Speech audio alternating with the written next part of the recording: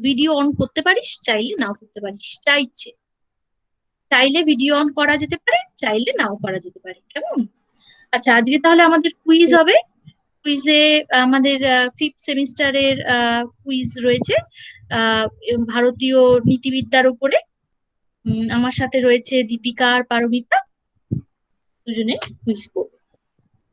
ঠিক আছে, তাহলে এ টিম বি টিম করি। আর টিম তো আর বলতে দুজন শুধু, কোশ্চেন আনসারও আলোচনা করা যেতে পারে।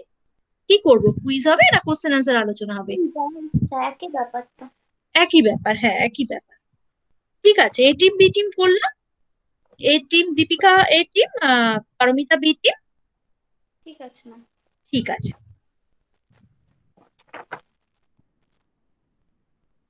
আচ্ছা, আজকে হচ্ছে পুরো সিলেবাসের উপরে কুইজ। ঠিক আছে, সিলেবাস ছিল, তার মধ্যে ছিল হচ্ছে ভগবদ গীতার কর্মযোগ, তারপরে পুরুষার্থ, এগুলো থেকে একটু জিজ্ঞেস করি। আচ্ছা, কর্মযোগ বলতে আমরা কি বুঝছি? শ্রীমদ্ ভগবদ গীতায় কর্মযোগ বলতে আমরা কি বুঝছি? দীপিকা প্রথমে।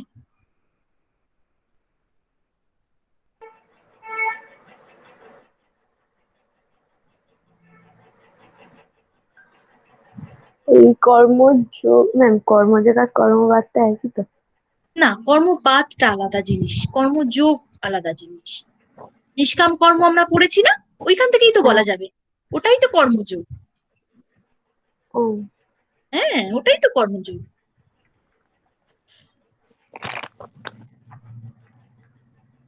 যোগ যুক্ত হয়ে কর্ম করা।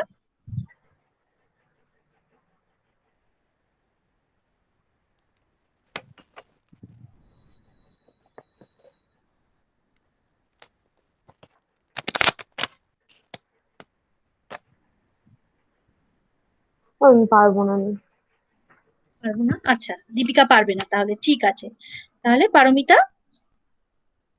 আম, কর্মযোগ বলতে বলা হয়েছে ব্যক্তির অধিকার শুধু কর্মে, কর্মফলে নয়, অর্থাৎ অর্থাৎ ফলাকাঙ্ক্ষাহীন কর্ম করাই হচ্ছে কর্মযোগ। মানুষ কর্ম থেকে যেহেতু বিরত থাকতে পারবে না, বিরত থাকা উচিত নয়, তাহলে মানে তাই ব্যক্তির অধিকার শুধুমাত্র কর্মে, কর্মফলে নয়।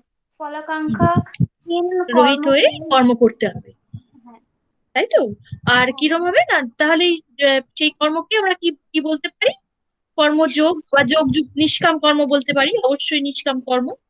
আর সেই কর্মই যোগযুক্ত হয়ে কর্ম করা, তাই তো? হ্যাঁ ম্যাম। ভগবান শ্রীকৃষ্ণ যোগযুক্ত হয়ে কর্ম করতে বলেছেন তো, পারমিতা? হ্যাঁ ম্যাম। হ্যাঁ ম্যাম। হুম হুম হুম। সেই প্রসঙ্গে যে শ্লোকটা, সেটা কি মনে আছে একটু, পারমিতা? হ্যাঁ ম্যাম, কর্মণ্যে বাধিকারস্তে মা ফলেষু কদাচন, মা কর্মফল হেতু ভূর্মাতে সঙ্গহস্ত কর্মণি। হ্যাঁ, এটা তো অবশ্যই, ভেরি গুড, ভেরি গুড। আচ্ছা, আমি জিজ্ঞেস করছিলাম ওই যোগযুক্ত হয়ে কর্ম করা, ওখানে একটা জায়গা ছিল না যে যোগস্থ কুরু কর্মণি, হ্যাঁ ম্যাম। আছে না? সেখানে বলা হচ্ছে কি না, যোগযুক্ত হয়ে কর্ম করা। কুরু কর্মাণি সঙ্গং ত্যক্তা ধনঞ্জয়, সিদ্ধ সিদ্ধ সিদ্ধ সিদ্ধ সমভূত্বা। ভূতা সমুত্তং যোগ উচ্যতে। একদম। এর এর মানে কি? এর মানে হচ্ছে আহ ধনঞ্জয় যোগে অবস্থান করে ফলাশক্তি বর্জন করে এবং সিদ্ধি অসিদ্ধিকে সমজ্ঞান করে কর্ম করা। হ্যাঁ, মানে এইভাবে উপদেশ দেওয়া হয়েছে, তাই তো? হুম।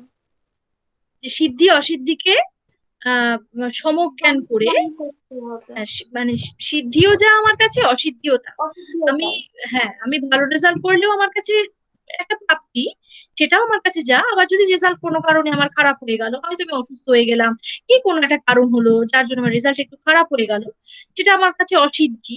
অর্থাৎ আমি কোনো একটা ফল যেটা চাইছিলাম সেরকম পেলাম না, কিন্তু আমার কাছে দুটোই যেন সমান হয়। হ্যাঁ, সিদ্ধি অসিদ্ধিকে সমজ্ঞান করতে হবে। হ্যাঁ, এইভাবে যদি আমি কর্ম করতে পারি, তাহলে সেটাই কিরকম কর্ম হবে? যোগযুক্ত হয়ে কর্ম। আর সমস্ত কর্মের ফল কাকে সমর্পণ করতে হবে?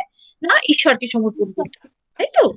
এই হচ্ছে যোগযুক্ত হয়ে কর্ম করা, এবং সেটাই হচ্ছে কর্মযোগ।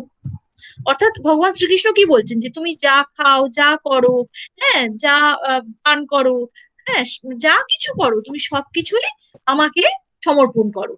হ্যাঁ, আমার প্রতি তুমি সমর্পণ করে দাও, এবং সেটাই হলো যোগযুক্ত হয়ে কর্ম করা। ঠিক, ঠিক আছে, পারমিতা তাহলে 2 পেলো আজকে, এখনো অব্দি। ম্যাম 2 কেন, 1 তো, এটা তো দীপিকার কোয়েশ্চেন ছিল। 1 দেবো? আচ্ছা ঠিক আছে, 1ই দিলাম। ঠিক আছে।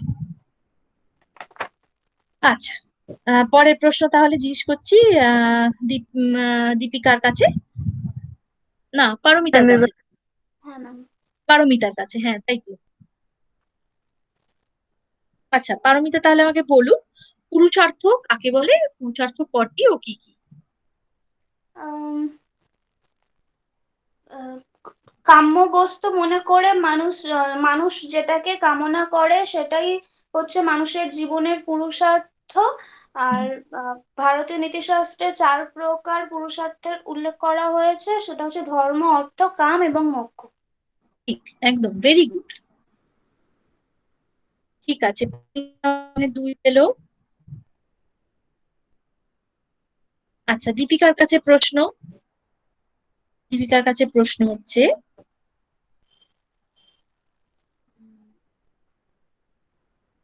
অর্থ এবং কাম, মানে বিশেষ করে কাম, কোন দার্শনিকেরা তাদের পুরুষার্থ বলে মনে করে?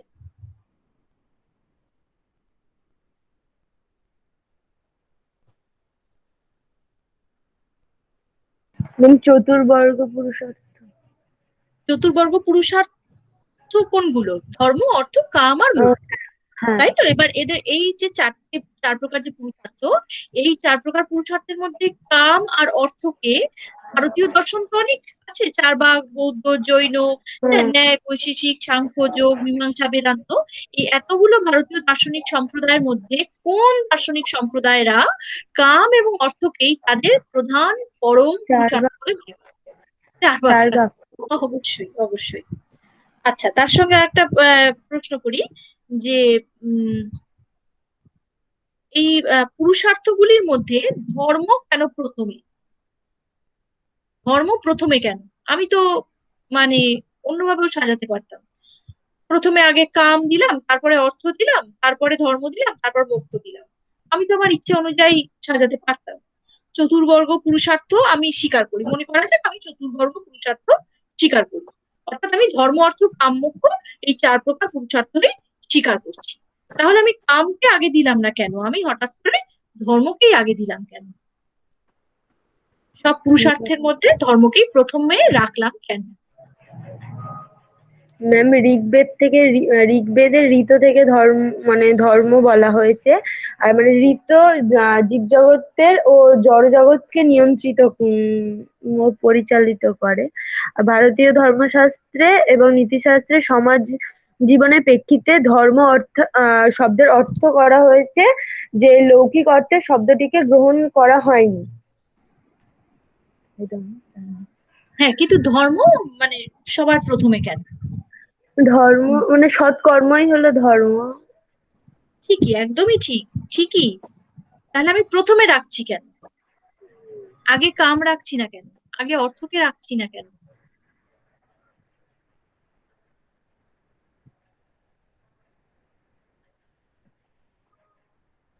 আচ্ছা দীপিকা, একটা প্রশ্ন, এর মধ্যে একটা জবাব দীপিকা ঠিক ঠিক দিয়েছে, যে চার্বাকরাই কাম এবং অর্থকে পুরুষার্থ, মানে তাদের শ্রেষ্ঠ পুরুষার্থ বলে মনে করে।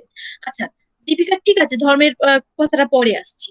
আহ চার্বাকরা কি অন্য দুটো পুরুষার্থকে মানে দীপিকা, ধর্ম এবং আহ মোক্ষ? না, মানে না? মানে ওর হ্যাঁ, কিছু, না ম্যাম। মানে ধর্ম এবং মোক্ষকে চার্বাকরা মানেনি না, তাই তো? হ্যাঁ। একদম ঠিক, ভেরি গুড, ঠিক আছে। ঠিক আছে, দীপিকাকে আমি 2 দিলাম, হ্যাঁ 2-2 দিলাম। শুধু আমার এই প্রশ্নটা একটা রয়ে গেল, সেটা কে পারবে আমি দেখি, যে ধর্ম সমস্ত পুরুষার্থের মধ্যে প্রথমে বলা হচ্ছে কেন, ধর্মকেই প্রথমে রাখা হচ্ছে কেন? পারমিতা পারবে কি? হ্যাঁ ম্যাম, বলবো। হ্যাঁ। ধর্মকে সবার প্রথমে রাখা হয়েছে এর কারণ ধর্ম ছাড়া, মানে ধর্মকে ত্যাগ করে জীবনের কোনো কিছুই লাভ করা যায় না। যেমন আহ, আমরা যখন অর্থ উপার্জন করি সেটাকেও ধর্মপথে উপার্জন করতে হবে এবং ধর্মপথেই ব্যয় করতে হবে। একদম, এবং ভেরি গুড। যদি কামের কথা বলি সেটাকেও ধর্মসম্মত এবং সংযত ভাবে আমরা ভোগ করি। আর মানে ঠিক, এছাড়া এছাড়া আমাদের যে সর্বোচ্চ যে লক্ষ্য, যেটা মোক্ষ লাভ করা, ঠিক, সেটাও সম্ভব হয় না ধর্ম ছাড়া। একদম, একদম। তাহলে এখানেও দীপিকা একটু এক্সট্রা নাম্বার পেয়ে গেল, এক এক এক্সট্রা পেয়ে গেল। দীপিকা বলছি, সরি, পারমিতা এক্সট্রা নাম্বার পেয়ে গেল, এক এক্সট্রা পেয়ে গেল। কারণ পারমিতা এই প্রশ্নটার উত্তর খুব সুন্দর করে দিয়েছে, যে ধর্মপথেই আমরা বাকি পুরুষার্থগুলোকে চালিত করে তবেই আমরা মোক্ষের অভিসারী, মানে মোক্ষের দিকে আমরা যেতে পারি। এমন যদি আমরা ধর্মপথে অন্যান্য পুরুষার্থগুলোকে চালিত না করি, তাহলে সেগুলো পুরুষার্থ রূপেই গণ্য হবে না। হ্যাঁ, আমি যদি কামকে ধর্মপথে চালিত না করে অধর্ম পথে চালিত করি, তাহলে সেটাকে পুরুষার্থ বলা যাবে না। আমি যদি অর্থকে ধর্মপথে চালিত না করে অধর্ম পথে অর্থ উপার্জন করি, তাহলে তাকে পুরুষার্থ বলা যাবে না। তাহলে পুরুষার্থ হতে গেলে ধর্মপথেই বাকি দুটো যে পুরুষার্থ, অর্থাৎ অর্থ এবং কাম, এই দুটোকে ধর্মপথেই চালিত হতে হবে, তবেই তারা মোক্ষের দিকে যেতে পারবে। হ্যাঁ, তবেই তাদের মানে তারা মুখ মানে সেই ধরনের, মানে সেইভাবে আমি যদি পুরুষার্থ করতে পারি, অর্থাৎ ধর্মপথেই যদি আমি কামকে ভোগ করি, ধর্মপথেই যদি আমি অর্থকে উপার্জন করি এবং অর্থকে ভোগ করি এবং দান করি, হ্যাঁ, তাহলে এগুলো যদি সবই আমি ধর্মপথে থেকে করি এবং কামও যদি আমি ধর্মপথে থেকে করি, তবেই আমি গিয়ে একটা সময় না একটা সময় মুক্তির দিকে আমি যাবার কথা ভাবতে পারবো বা মুক্তির দিকে আমি যেতে পারবো। কিন্তু তা যদি অধর্ম পথে হয়, তাহলে কখনোই তা মুক্তির দিকে আমাকে নিয়ে যাবে না। দীপিকা। হ্যাঁ ম্যাম। আচ্ছা, আমাকে দীপিকা তাহলে, আচ্ছা, তাহলে আবার শুরু হচ্ছে কোথা থেকে? পারমিতা পেরেছে এটা। আচ্ছা, পারমিতা থেকে তাহলে আবার শুরু করি। আচ্ছা, পারমিতা আমাকে বলুক যে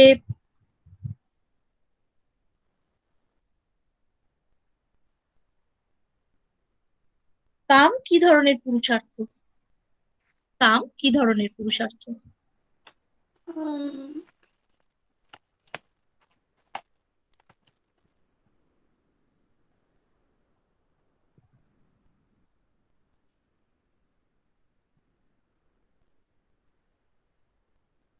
আহ, কাম হচ্ছে আহ, এমন পুরুষার্থ যেখানে আহ, উম, যেখানে যৌন প্রবৃত্তি হচ্ছে আহ, এক ধরনের সহজাত প্রবৃত্তি, আহ, যাকে তৃপ্ত না করলে মানুষের জীবনধারার যে ভারসাম্য, সেটা ঠিক থাকে না। আহ, এই জন্য গৃহী মানুষগণদের আহ,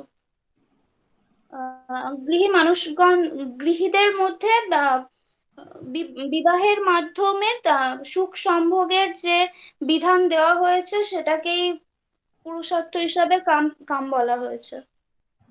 মানে বিবাহ একদম ঠিক। বন্ধনে আবদ্ধ হয়ে তারপরে তবেই কামের পরিচর্যা কাম, করতে হবে, তা না হলে তাকে স্বাভাবিক বলা যাবে না। অস্বাভাবিক হয়ে যাবে, তাই না? বহুগামিতা চলে আসবে, পুরুষ অনেক নারীর সাথে থাকবে, নারী অনেক পুরুষকে নিয়ে থাকবে। তাহলে সেই ধরনের সমাজকে আমরা কখনোই চাইবো না। তাই তো, আমরা আমরা পরিবারকে চাই। আমরা মনে করি একটা পরিবারের মধ্যেই সেই কামকে সংযত রাখা উচিত। কাম যদি বহুগামী হয়, তাহলে সেই কাম হয়ে গেল, সেই কাম কখনো পুরুষার্থ হতে পারে না, অর্থাৎ সেই কাম তখন অধর্ম পথে চলে গেল। তাই তো পারমিতা? হ্যাঁ সেটাই তো ম্যাম। বলতে চাইছিস? হ্যাঁ ম্যাম। হ্যাঁ, সেটাই। তাহলে তার মানে কি, তার মানে ভারতীয় নীতিশাস্ত্রে বলা হয়েছে যে তুমি কাম তো ঠিক আছে, কাম তো নিশ্চয়ই আমাদের, আমরা জীব হিসাবে আমাদের কাম প্রয়োজন, হ্যাঁ। এখন বৃহৎ অর্থে নিলে কামনা বাসনা বলতে গেলে অনেক কিছুর কথাই আসবে।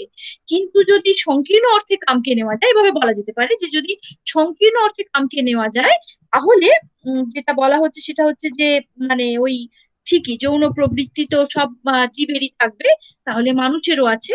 তাহলে মানুষের ওই যৌন প্রবৃত্তিকে সংযত করতে হবে। কিভাবে সংযত করতে হবে? তার জন্যই বিবাহের বিধান দেওয়া হয়েছে। তার হ্যাঁ, যে জন্য একটি নারী, মনে বলেছেন যে মানে অবিবাহিত মানুষরা অসম্পূর্ণ বা অর্ধ মানুষ। হ্যাঁ, অবিবাহিত মানুষ হচ্ছে অসম্পূর্ণ মানুষ। তার জন্য তাহলে বিবাহ করতেই হবে, বিবাহ করে একজন নারী একজন পুরুষের সাথে, একজন পুরুষ একজন নারীর সাথেই থাকবে। তাহলে সেক্ষেত্রে কি কি হবে না, কাম সংযত হবে। এইভাবে এই সংযত করার জন্যই আমাদের সমাজে বিবাহের বিধান দেওয়া হয়েছে। হ্যাঁ, এবং তারপরে সেই আমরা তো জানি যে আমাদের সেই যেটা আমাদের কি বলে গার্হস্থ্য যে আশ্রম, যেটা আমাদের আশ্রম তো চারটে, তাই তো আমাদের। হ্যাঁ হ্যাঁ, আর বর্ণও চারটে, আশ্রমও চারটে। এবার আমাদের যে যে গার্হস্থ আশ্রম, সেই গার্হস্থ আশ্রমে ওই কামকে পালন করার নির্দেশই দেওয়া হয়েছে। বলা হয়েছে ঠিক আছে তুমি গার্হস্থ আশ্রমে থাকো, হ্যাঁ, ব্রহ্মচর্যের পরে আসছে গার্হস্থ, গার্হস্থ আশ্রমে তুমি থাকো, তুমি কাম পালন করো, কিন্তু সংযত ভাবে করো। কিভাবে না, বিবাহের মাধ্যমে। এবং তোমার সন্তানও হবে, হ্যাঁ, এবং তুমি তাদের শিক্ষাও দেবে, হ্যাঁ, তুমি তাদের মানুষ করবে।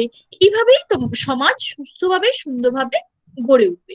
এই জন্যই আহ মানে সমাজকে সুস্থ রাখার জন্যই কাম পালনের নির্দেশও দেওয়া হয়েছে, কিন্তু সেটা কিভাবে দেওয়া হয়েছে, বলা হয়েছে যে সংযতভাবে কাম পালন করো। আচ্ছা, আমাকে তাহলে ঠিক আছে, পারমিতা এটা 2-2। আচ্ছা, দীপিকা আমাকে বলবে যে মোক্ষ, মোক্ষ বলতে দীপিকা কি বোঝে? দীপিকা। হ্যাঁ ম্যাম।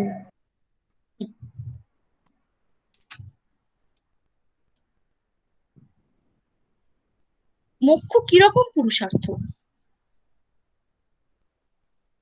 মোক্ষ কিরকম পুরুষার্থ? ম্যাম,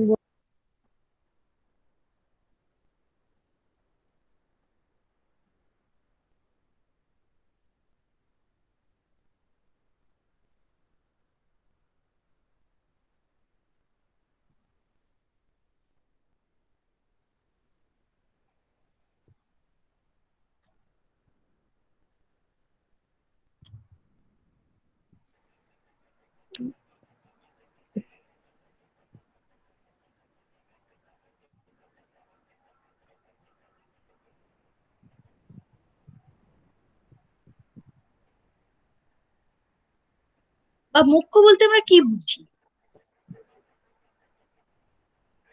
ম্যাম শ্রেয় বলছে,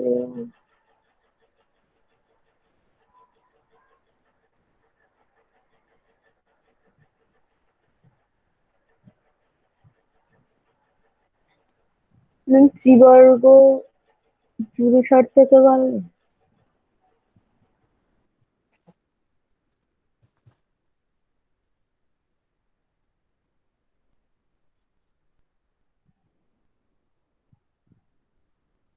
পারমিতা বলবে, দীপিকা? হ্যাঁ ম্যাম। আচ্ছা, পারমিতা মোক্ষ বলতে তাহলে আমরা কি বুঝছি? আম, আমরা ভারতীয় নীতিশাস্ত্রে দুইটি মার্গের উল্লেখ পাই, যেটা এক হচ্ছে শ্রেয় এবং এক হচ্ছে প্রেয়। যা আহ, আমাদের প্রিয় বস্তু, যে সমস্ত আহ, প্রিয় বস্তু আমরা কামনা করি, সেটাই হচ্ছে আমাদের প্রেয় মার্গ। এবং শ্রেয় হচ্ছে সেই পথ যেখানে আহ, যেটা অনুসরণ করলে যেটা অনুসরণ করলে মানে যা আমাদের করা উচিত নৈতিকভাবে, সেটাই হচ্ছে শ্রেয়। এবং এই শ্রেয় মার্গ অনুসরণ করেই মোক্ষে পৌঁছানো সম্ভব। এবং আহ মোক্ষবাদীদের কাছে মোক্ষ হচ্ছে পরম পুরুষার্থ। এবং তাই জন্যই তারা ধর্ম, অর্থ, কাম এই তিনটে পুরুষার্থ ছাড়াও আরেকটা যে পুরুষার্থকে গ্রহণ করেছেন, সেটাই হচ্ছে মানে মোক্ষ। কেননা তারা মনে করেন যে আহ, মোক্ষ লাভ করার পর ব্যক্তির আহ, বা আত্মার আর কোনো কিছুই কামনা থাকে না। হ্যাঁ, এইটাই আসল কথা। হ্যাঁ, শ্রেয় প্রেয় তো নিশ্চয়ই বলতে হবে, কিন্তু যদি এক কথায় মোক্ষ বলতে আমরা কি বুঝি, সেটা হচ্ছে যে মোক্ষ হচ্ছে এমন পুরুষার্থ, মোক্ষকে পরম পুরুষার্থ বলা হয়। মোক্ষ এমন পুরুষার্থ যে যাকে লাভ করলে ব্যক্তির আর চাওয়া পাওয়ার কিছুই থাকে না। কিছুই তাই থাকে মোক্ষকে পরম পুরুষার্থ বলা হয়। কেমন, এটাই মনে করা হচ্ছে যে যারা চতুর্বর্গী পুরুষার্থে, যারা চতুর্বর্গ পুরুষার্থকে মানে তারাই মোক্ষকে মানছেন, কিন্তু না। ত্রিবর্গ পুরুষার্থীরা মোক্ষকে মানছেন না, তারা তো ধর্ম অর্থ কাম এই তিনটেকেই মানছেন, মানে ওই প্রাচীন মীমাংসক যারা। পুরুষার্থের পরিবর্তে 4 প্রকার পুরুষার্থের উল্লেখ করেছেন। হ্যাঁ হ্যাঁ, একদমই তাই। এটা মনে করছেন যে মোক্ষই পরম পুরুষার্থ, কেননা মোক্ষই পরম পুরুষার্থ, মোক্ষ অর্থাৎ মোক্ষ লাভের পর লাভ হলে আর ব্যক্তির সম্পদ চাওয়া থাকে পাওয়ার না। কিছুই থাকে না। তাই জন্য মোক্ষই শেষ এবং পরম পুরুষার্থ। ঠিক আছে, তাহলে দীপিকা তাহলে পারমিতা একটা এক্সট্রা নাম্বার পেলো 1। আচ্ছা, এবার তাহলে পারমিতার কাছে প্রশ্ন, আহ সেটা হচ্ছে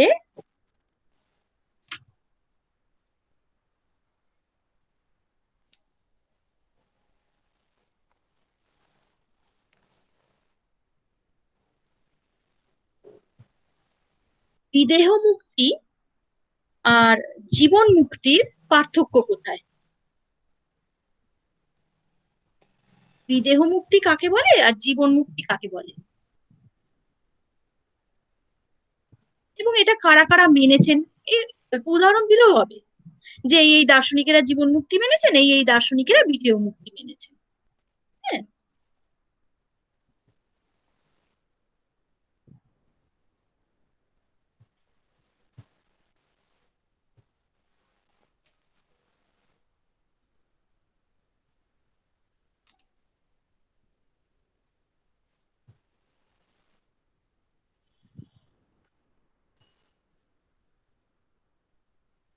ম্যাম এই দুটো একটু ভুলে গেছি ম্যাম।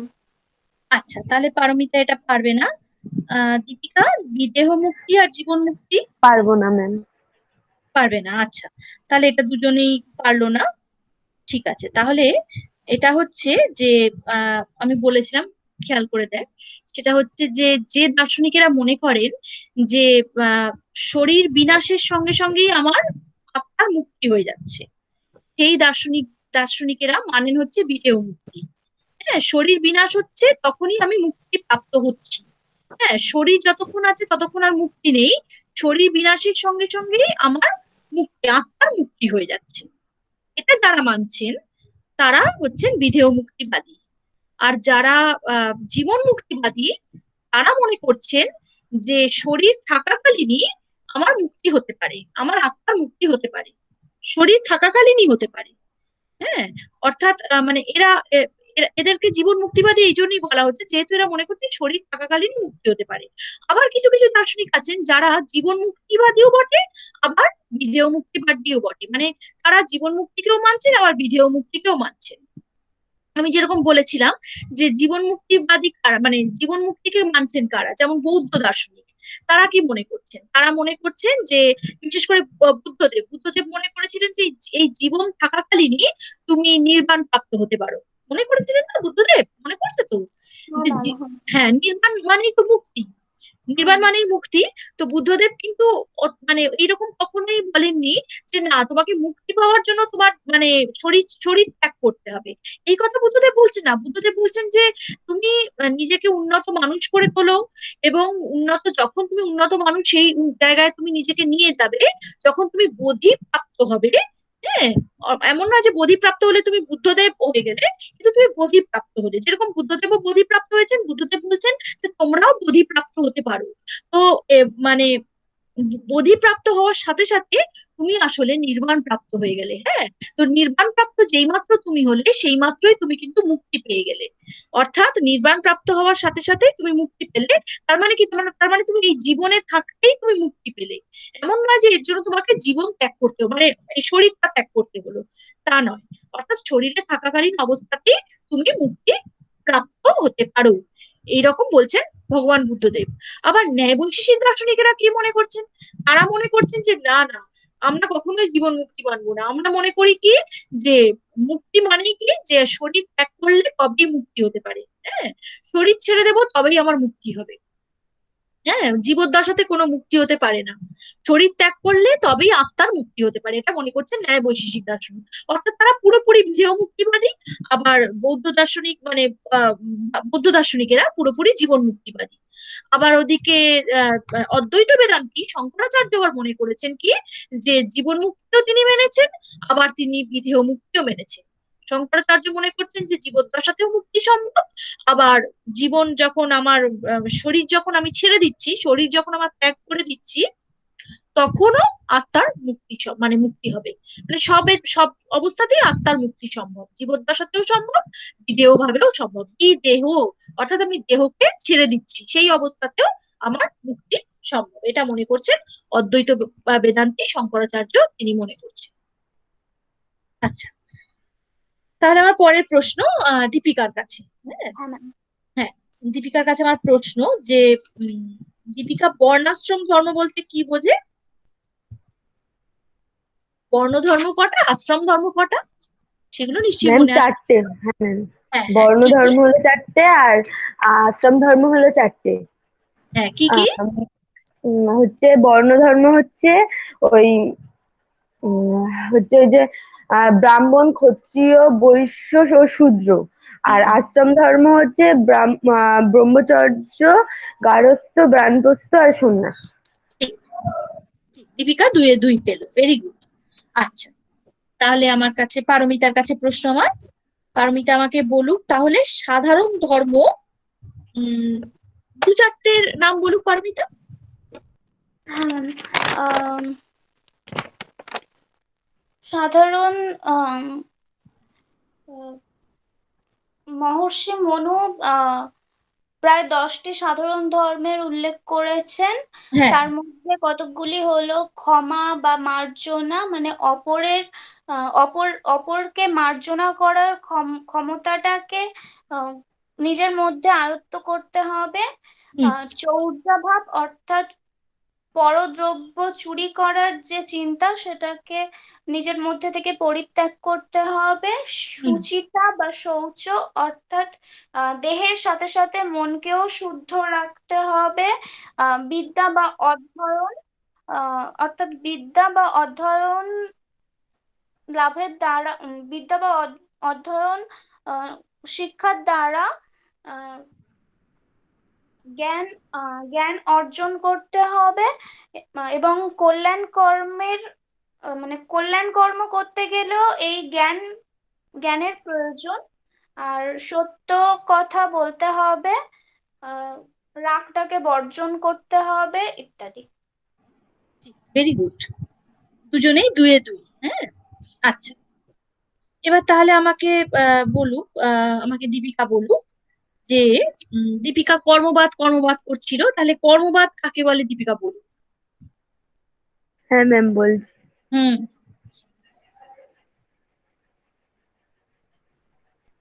মানে কর্মবাদ হলো মানে কোনো কর্মের ফলের আশা না করে যে কর্ম হুম, করা, তাই। সেটা তো কর্মযোগ, নিষ্কাম কর্ম, ম্যাম এটা আমি তো কি সব নিষ্কাম বলছি কর্ম। যে এবার আমি কর্মবাদে চলে এসেছি, ঠিক আছে, এবার আমি কর্মবাদে এসেছি। কর্মবাদ বলতে আমরা কি বুঝি? কর্ম বলছি ম্যাম, কর্মের ফল বিনষ্ট হয় না। যে কর্ম করে তার ফল ভোগ করতেই হবে। ঠিক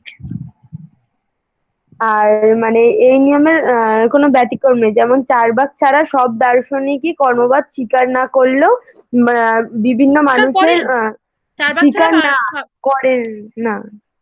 করেন, মানে চার ভাগ ছাড়া করেন বাকিরা করেন, হ্যাঁ। করেন। হ্যাঁ হ্যাঁ, করেন। হুম, চার ভাগ ছাড়া বাকি সবাই করেন। হ্যাঁ, বৌদ্ধ, জৈন সবাই কর্মবাদে বিশ্বাসী। চার্বাকরা আর করেন না, আমি সেটাই বলতে করেন না, চাইছি। না। কর্মবাদের পাশাপাশি আর একটা কি মতবাদ চলে আসছে দীপিকা, কর্মবাদের সাথে সাথেই? কর্মবাদ যিনি মানছেন তিনি আরেকটা মতবাদ কি মানবেন? ম্যাম বলছি ওই যেমন কর্ম তেমন ফল, ঠিক আছে। আমি এই জন্মে ভালো কাজ করলাম, আমি মানে কিন্তু আমি খুব দুঃখে রইলাম, হ্যাঁ, জন্মান্তরবাদ। কর্মবাদ মানেই এসে যায় জন্মান্তরবাদ। অর্থাৎ যারাই কর্মবাদে বিশ্বাসী তারাই জন্মান্তরবাদে বিশ্বাসী হবেন, এটা খুব ন্যাচারাল। কারণ দেখা যাচ্ছে কি, এই জগতে কেউ, কোনো মানুষ সুখী, কোনো মানুষ দুঃখী, হ্যাঁ, কোনো মানুষ ভালো আছে, কোনো মানুষ দুঃখে আছে। কিন্তু দেখা যাচ্ছে হয়তো যে দুঃখে আছে, দেখা যাচ্ছে হয়তো সে যথেষ্ট ভালো কাজ করে, হ্যাঁ, সে কারুর কখনো ক্ষতি করে না, অথচ সে দুঃখে আছে। হয়তো সে দুঃখে দুঃখেই সে তার শরীর ত্যাগ করলো, ঠিক আছে। তখন মনে করা হচ্ছে যে সে এই জন্মে সুখী হতে পারলো না, সে নিশ্চয়ই পরের জন্মে সুখী হবে, কারণ সে এত ভালো মানুষ ছিল, ঠিক আছে না। সেই জন্যই আমরা জন্মান্তরবাদ স্বীকার করি, কারণ কর্মবাদের সাথে সাথেই চলে আসে জন্মান্তরবাদ। কারণ কি, আমরা জানি এটা, যেমন কর্ম তেমনি ফল, এটাই তো কর্মবাদ, তাই না? হ্যাঁ, এটাই তো কর্মবাদের মূল কথা, যেমন কর্ম তেমনি ফল, যেমন ফল। হ্যাঁ, তেমনি ফল। অর্থাৎ ফল তোমাকে ভোগ করতেই হবে, সেটা এই জন্মেই হোক বা আর যে পরের পরের জন্মেই হোক। জন্ম। হ্যাঁ, ঠিক আছে, দীপিকা 2 এ 2 পেলো। আচ্ছা, আমাকে তাহলে পারমিতা বলুক, পারমিতা নিষিদ্ধ কর্ম বলতে কি বোঝে? নিষিদ্ধ কর্ম, হ্যাঁ। উম, যে যে সমস্ত কর্ম আমাদের করা উচিত নয়, অর্থাৎ মন্দ মন্দ কর্ম করলে আমাদেরকে মন্দ ফলই ভোগ করতে হবে, অতএব এই মন্দ কর্মগুলোকেই নিষিদ্ধ কর্ম বলা হয়। ভালোই পারমিতা নিষিদ্ধ বলতে বেশ তার সংজ্ঞাটা দিয়েছে, কিন্তু পারমিতা 2 একটা উদাহরণ। আহ, পারমিতা যেমন বুদ্ধি করেই বলুক, হ্যাঁ, যদি ভুলেও গিয়ে থাকে পারমিতা বুদ্ধি করেই বলুক। যেমন? যেমন যেমন অপরের দ্রব্য চুরি করা উচিত নয়, কারণ অপরের দ্রব্য চুরি করলেও তার জন্য মানে সেটা যেহেতু আমার কর্ম, অর্থাৎ এর ফলটাও আমি যেটা পাবো, এই ফলটাও আমি যেটা পাবো সেটাও নিশ্চয়ই ভালো হবে না, খারাপই হবে। বা আহ, কাউকে হত্যা করা, এটা তো আরোই মানে খুবই খারাপ ঠিক কর্ম, ঠিক কাউকে ঠিক ঠিক হত্যা ঠিক করলেও আমার মানে ঠিক কোনো আমার পেরেছে ভালো ফল পারমিতা, হবে ঠিক না। আছে ঠিক আছে। পারমিতা এই জায়গাটা অতটা হয়তো না পড়লেও সুন্দরভাবে জিনিসটা, শুধু ওয়ার্ডটার মানেটার ভেতরে ঢুকে জিনিসটা একদম ঠিক মতো উত্তর দিয়েছে। Very good Paromita. আচ্ছা, আমাকে তাহলে দীপিকা বলুক, কাম্য কর্ম বলতে দীপিকা কি বোঝে? যে কর্ম স্বর্গ বা অন্য সুখের কামনায় পূর্বক সম্পাদিত হয় তাই হলো কাম্য কর্ম। অন্য মানে কোনো একটা সুখের কামনায় সম্পাদিত হয়, তাই তো? হ্যাঁ, হ্যাঁ, সেই কর্মই হচ্ছে কাম্য কর্ম, তাই তো? হ্যাঁ। যেমন এই অনাবৃষ্টিতে শস্যের ক্ষতি হলে বৃষ্টির কামনায় যে কারিরি বৃষ্টি যোগের কামনায় যে যজ্ঞ করা হচ্ছে যখন, যজ্ঞ করা এখনকার হয় দিনে সেটা। করা হয় না, আগেকার দিনে হতো নিশ্চয়ই। হ্যাঁ, বৃষ্টিকে হুম। এখনকার দিনেও দেখবি ওই যে একদম মানে হয়তো কোনো গ্রামের কোনো দিকে হয়তো জায়গায় হয়। অনেক সময় হয়, তাই না?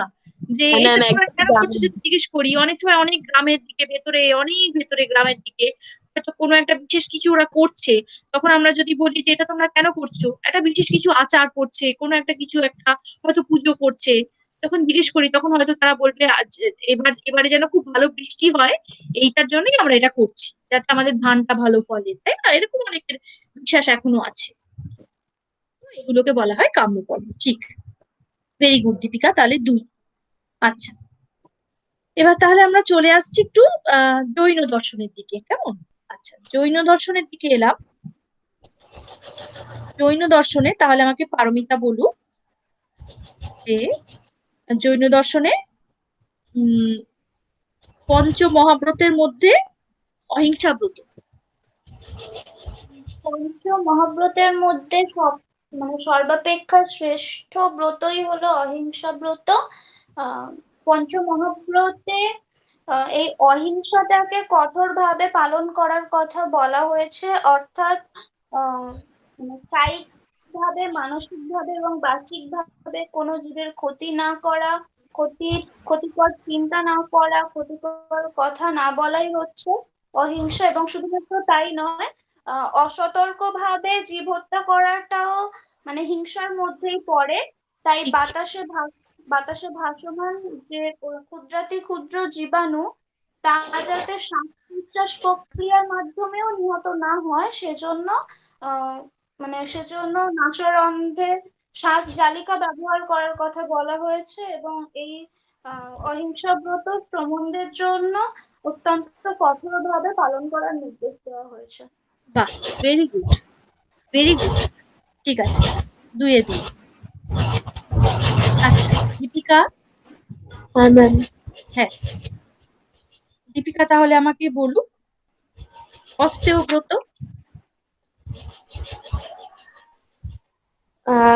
অস্ত্র বলতে বোঝায় যে অপরের সম্পদকে না বলে নেওয়া, না বলে নেওয়া, সেটাই। না বলে নেওয়াটা হচ্ছে স্তেয়, না বলে নেওয়াটাকে বলে স্তেয়। মানে অপরের সম্পদকে চুরি না করা। চুরি না করা, তাহলে সেটা অস্তেয়। আর না বলে নেওয়াটা হচ্ছে চুরি করে নেওয়া, তাই না? হ্যাঁ, ওটাকে বলে স্তেয়। স্তেয়র অপোজিট হচ্ছে অস্তেয়। অস্তেয় মানে হচ্ছে আমি অপরের সম্পদ না বলে নেব না, এটাই, তাই তো? হ্যাঁ ম্যাম। হুম, তাহলে একটু গুছিয়ে গুছিয়ে বলবো ম্যাম? আরেকটু। আর জৈন শাস্ত্রে আবার অস্ত্র শব্দটিকে সাধারণত মানে সাধারণ অস্ত্র অর্থে না, অস্তেয়, অস্তেয়, অস্ত্রেয়, ওখানে রফলা নেই কোনো। অস্তেয়। হ্যাঁ, অস্তেয়। অস্তেয় শব্দটিকে সাধারণ অর্থে প্রয়োগ না করে কঠোর অর্থে প্রয়োগ করা মানে করার কথা বলা হয়েছে। হুম, আর উম, সানন্দ দান ব্যতীত কোনো অবস্থাতেই অপরের সম্পদ গ্রহণ না করা। হুম, ঠিক। তাহলে 2-2 দীপিকা। আচ্ছা, তাহলে আমাকে পারমিতা বলুক, অনুব্রত রূপে অপরিগ্রহ ব্রত। অনুব্রত রূপে অপরিগ্রহ ব্রত মনে আছে কি? হ্যাঁ ম্যাম। হুম। অপরিগ্রহ, অপরিগ্রহ। অনুব্রতে আহ, উম, অপরিগ্রহ ব্রতকে কিছুটা মানে শিথিল অর্থে ব্যবহার করা হয়েছে, যেমন আহ, প্রয়োজনের অতিরিক্ত আহ, সম্পদ আমি সঞ্চয় করব না, উপহার গ্রহণ করব না, এবং বিবাহ অথবা বাগদানে অর্থ গ্রহণ করব না, এগুলোই হচ্ছে অনুব্রত মতে অপরিগ্রহ ব্রত। ঠিক, ভেরি গুড, ঠিক আছে। আচ্ছা দীপিকা। হ্যাঁ ম্যাম। হুম,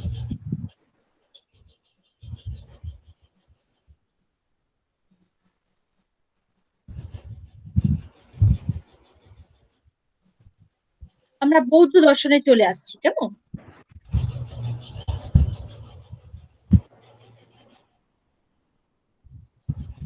আচ্ছা, বৌদ্ধ দর্শনের দীপিকা আমাকে বলুক, 5টা শিলের মধ্যে 5টা শিল কি দীপিকার মনে আছে? কি ম্যাম? 5টা শিল, পঞ্চশীল। হ্যাঁ ম্যাম, ওই ইন্টারনালে এসেছিল। পঞ্চশীল। জানালেও দিয়েছিলাম না? ও হুম।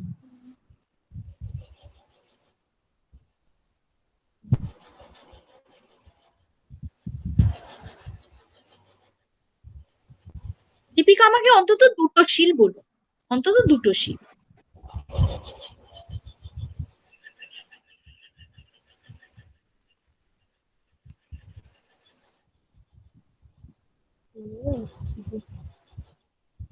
ভুলে গেছে না দীপিকা? হ্যাঁ ম্যাম। তাহলে পারমিতার কাছে পাস করি। হ্যাঁ ম্যাম।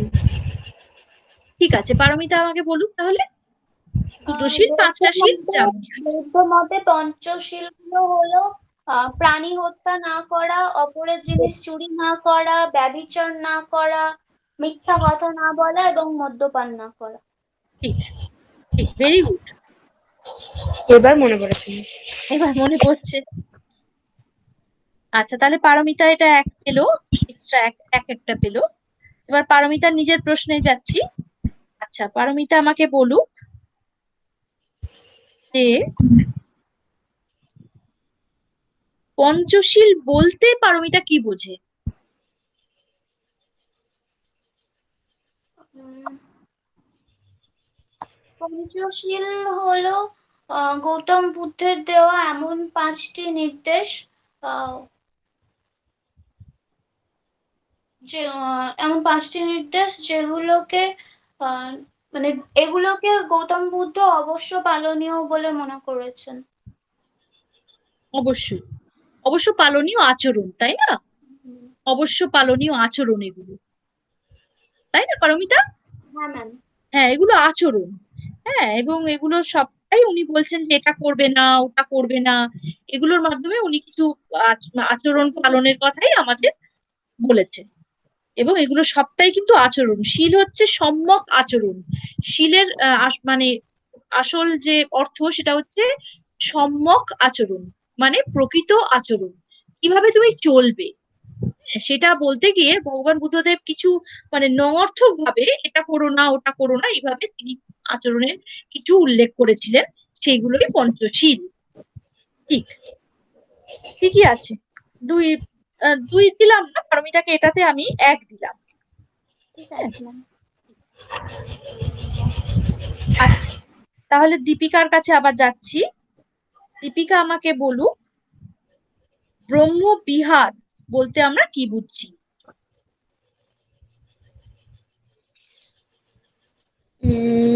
বুদ্ধদেবের মানে বুদ্ধগঠিত সম্যক সমাধিতে স্বরূপের মধ্যেই তো ব্রহ্মবিহারের ভাবনা নিহিত আচ্ছা আছে। আচ্ছা, সম্যক সমাধির মধ্যে যে 4টি ভাবের উল্লেখ করা আছে সেগুলি হলো মৈত্রী, করুণা, মুদিতা এবং উপেক্ষা। ঠিক আর এই চারটিকে মানে এই 4টি ভাবকে নিয়েই বুদ্ধ সম্মত ব্রহ্মবিহার বলা হয়। ঠিক ঠিক আছে দীপিকা, আমি 2 দিচ্ছি। পারমিতা, হ্যাঁ ম্যাম। ব্রহ্মবিহার বলতে আমরা কি বুঝছি? আবার একই প্রশ্নই করলাম, দীপিকা ঠিকই বলেছে, আমি আরেকটু এক্সপ্লেন করে চাইছি আর কি জায়গাটাকে। আহ, ব্রহ্ম ব্রহ্মবিহার বলতে আহ, মানে বুদ্ধদেব বলেছেন যে সম্মুখ সমাধির আহ, স্বরূপের মধ্যে ব্রহ্মবিহার ভাবনাটা নিহত রয়েছে। আর এই সম্যক সমাধির মধ্যে মোট 4টি ভাবের উল্লেখ করা হয়েছে, যথাক্রমে মৈত্রী, করুণা, মুদিতা এবং উপেক্ষা। মৈত্রী হচ্ছে সবসময় জীবের কল্যাণ চিন্তায় নিয়োজিত থাকা। আর করুণা হচ্ছে মৈত্রী ভাবের মধ্যে আহ মানে মৈত্রী ভাবের মধ্যে এই করুণা ভাবটা অনেকটাই বলে দেওয়া হয়েছে, যেমন মানে জীবের দুঃখ নিবৃত্তি করার চিন্তা ভাবনা সবসময় করতে বলা হয়েছে, এটাই হচ্ছে করুণা। আর মুদিতা হচ্ছে নিজের স্বার্থের কথা না ভেবে সবসময় পরের সুখে সুখী হওয়া।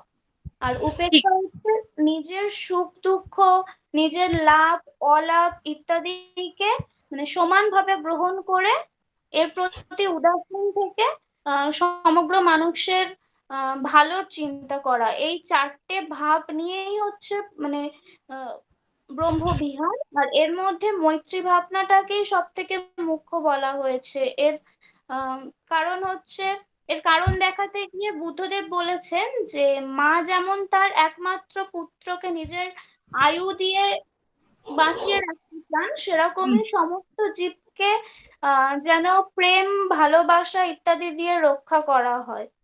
তাই তিনি বলছেন যে এই প্রকার মৈত্রী ভাবনায় বিভোর থাকাই হচ্ছে ব্রহ্মবিহার। ঠিক, ভেরি গুড, এটাই ব্রহ্মবিহার। এক, আচ্ছা, আমি আবার একটুখানি আহ ওই দিকে ফিরবো, নিষ্কাম কর্মের দিকে, কেমন? সেখানে আহ আমি ফিরবো হচ্ছে,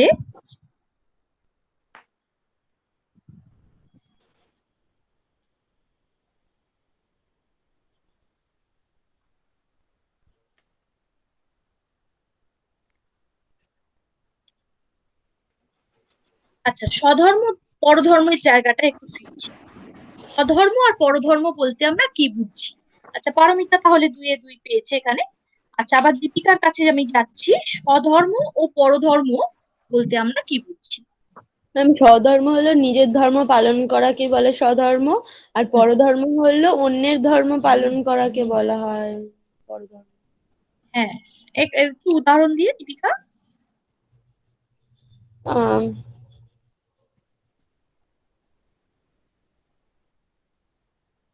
বলছি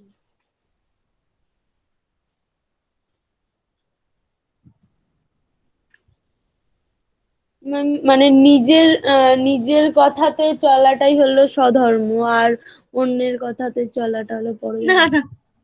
না না, এই জায়গাটা দীপিকা একদম ভুলে গেছে। ধরতে পেরেও দীপিকা আবার একটুখানি ভুলে গেছে। দীপিকাকে আমি তাহলে 1 দিচ্ছি, কেমন? নিজের ঠিক ধর্ম আছে। পালন করাই স্বধর্ম, অপরের ধর্ম পালন করা অবশ্যই পরধর্ম। আমি যদি নিজের ধর্ম পালন না করে অপরের ধর্ম পালন করতে যাই, হ্যাঁ, যা আমার ধর্ম নয় প্রকৃতপক্ষে, হুম। তাহলে সেটা পরধর্ম হয়ে যাবে। হ্যাঁ, হুম। মানে ধরা যাক যে আমি এখন স্টুডেন্ট, তাহলে আমার উচিত কি? আমার উচিত এখন পড়াশোনা করা, হ্যাঁ। ঠিক আছে? তাহলে এখন পড়াশোনা ছেড়ে যদি আমি এখন অন্য কিছু করি, হ্যাঁ, ধরা যাক আমি এখন পড়াশোনা ছেড়ে আমি চাকরি বাকরি করতে শুরু করলাম এই স্টুডেন্ট লাইফের মধ্যেই। হ্যাঁ, সংসারের জন্য অনেকেই অনেক কিছু করে, সেটা তো কিছু করার থাকে না।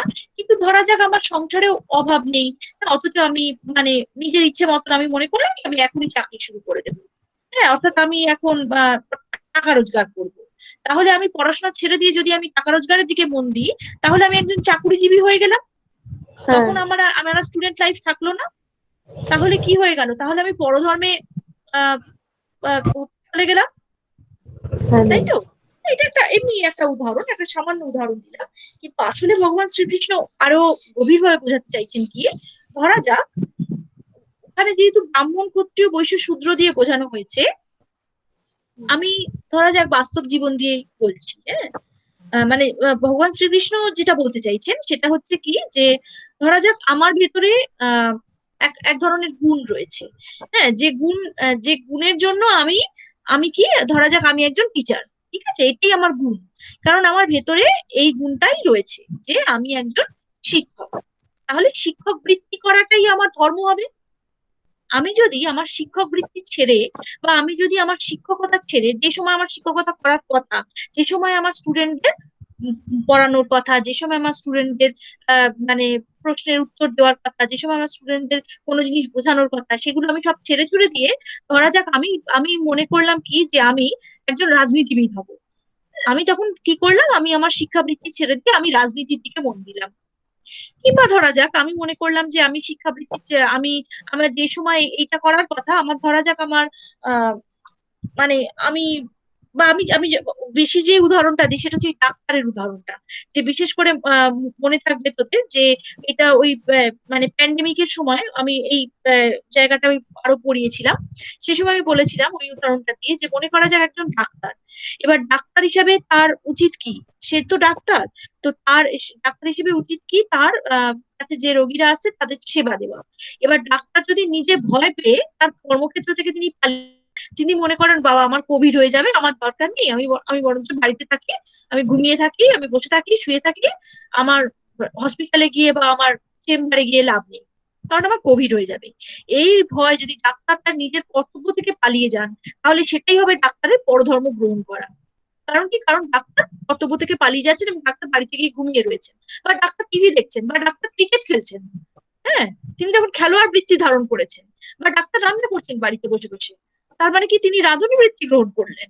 হ্যাঁ, কিন্তু তিনি তার যে বৃত্তি, হ্যাঁ, বা ডাক্তার গান শুরু করলেন বাড়িতে, হ্যাঁ, সেটা তার বৃত্তি নয়।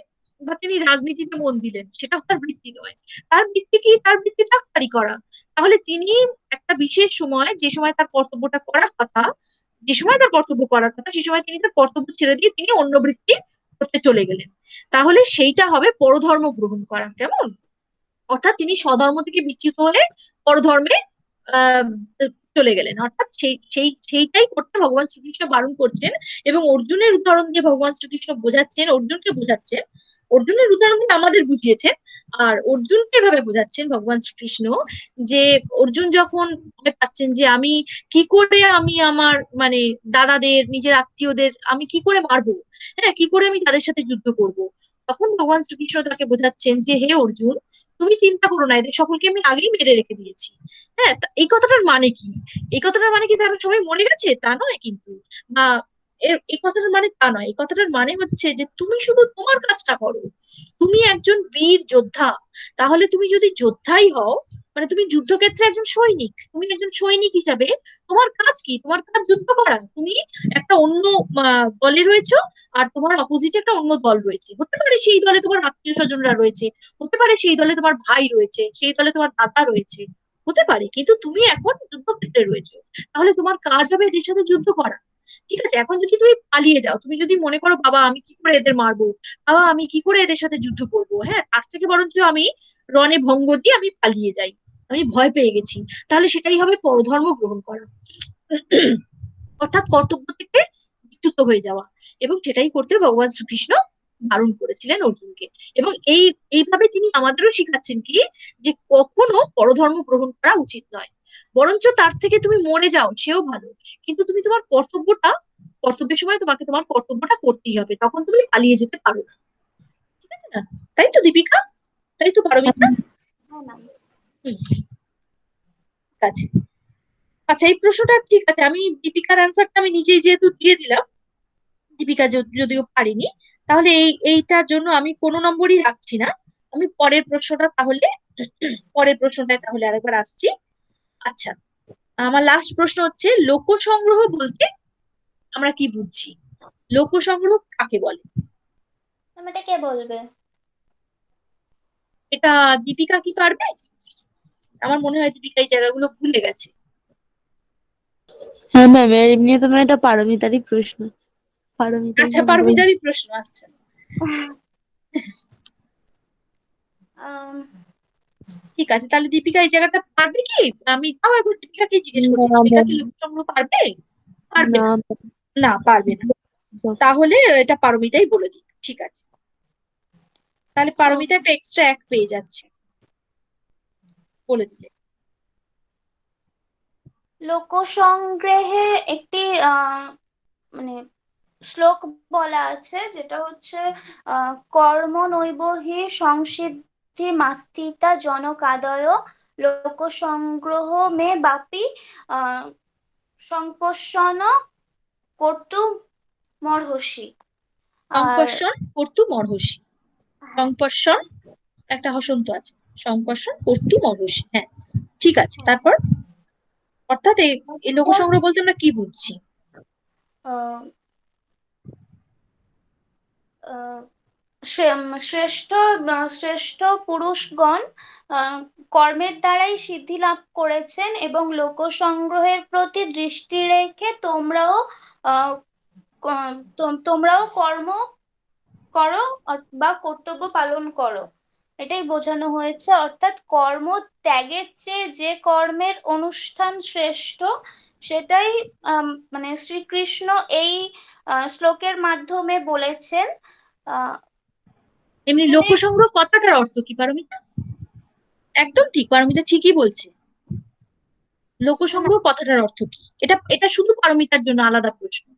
এই প্রশ্নটা তো দীপিকার পারলো না, সেটা পারমিতা বললো। আমি এখন একটা প্রশ্ন আলাদাভাবে করছি, শুধু যে লোক সংগ্রহ, এই কথাটার অর্থ কি?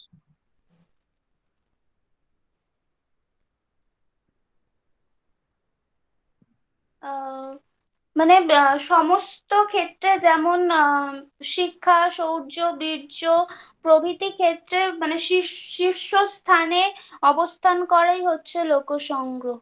না, না, না। ওরে বাবা, শিক্ষা, শৌর্য, বীর্য সব ক্ষেত্রে আমি সবসময় কি শীর্ষে থাকতে পারবো? তাই কি সম্ভব? তা নয়। ভগবান শ্রীকৃষ্ণ তো আমাদের মানুষ হতে শেখাচ্ছেন।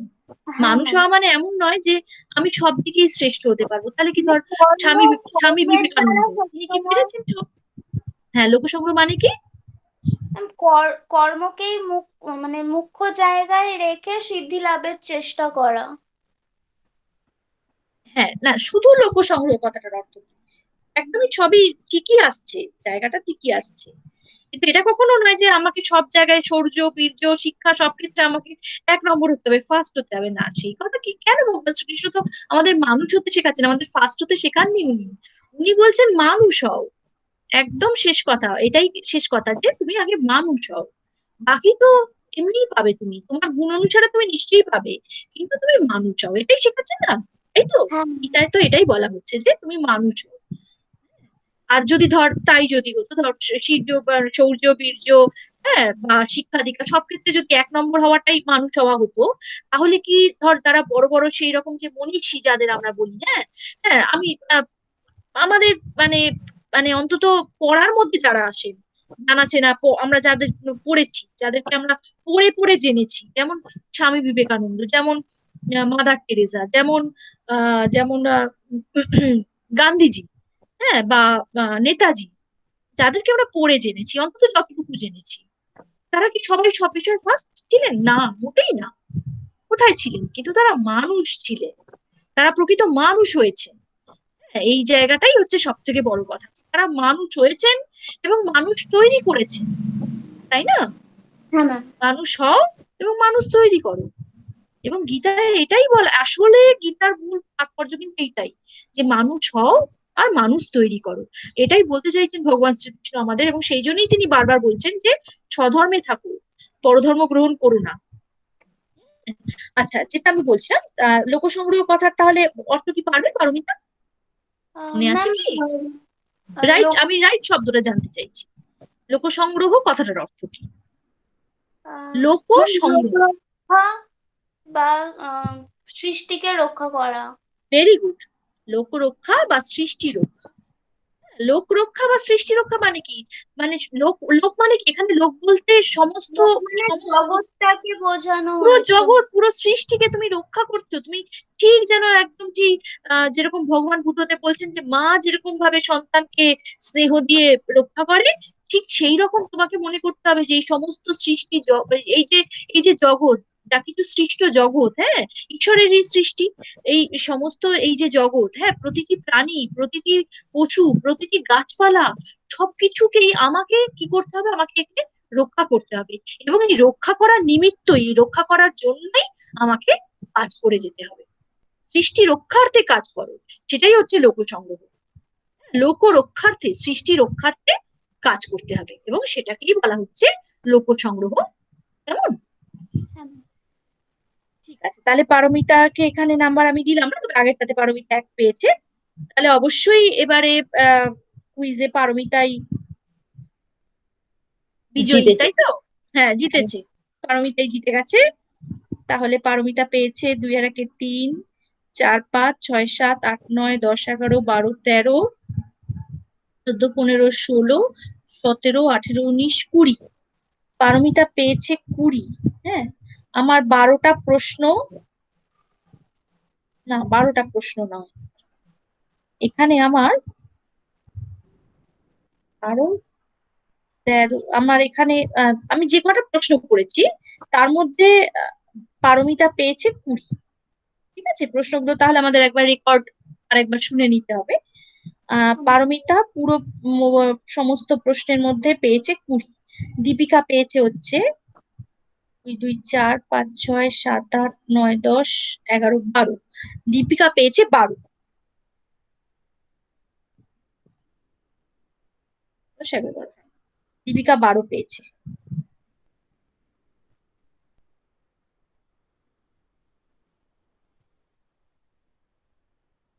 হ্যাঁ, পারমিতা পুরো 20 পেয়েছে। ঠিক আছে, তাহলে পারমিতার তো অনেকটা এগিয়েই আছে, এটা একদম বোঝাই যাচ্ছে, এইবারে অনেকটা এগিয়ে আছে। আর দীপিকাকে আরো খাটতে হবে, তাই তো দীপিকা? হ্যাঁ ম্যাম। একটু খেটে নিলে তাহলে হয়ে যাবে। হ্যাঁ ম্যাম। ঠিক আছে, ভালোই হলো তাহলে আজকে একবার পুরোটা রিভাইজও হলো, কি কি আছে আর একবার রিভাইজ হয়ে গেল, তাই না? পুরো সিলেবাসটা রিভাইজ হলো। হ্যাঁ। ঠিক আছে পারমিতা, দীপিকা, হ্যাঁ ম্যাম।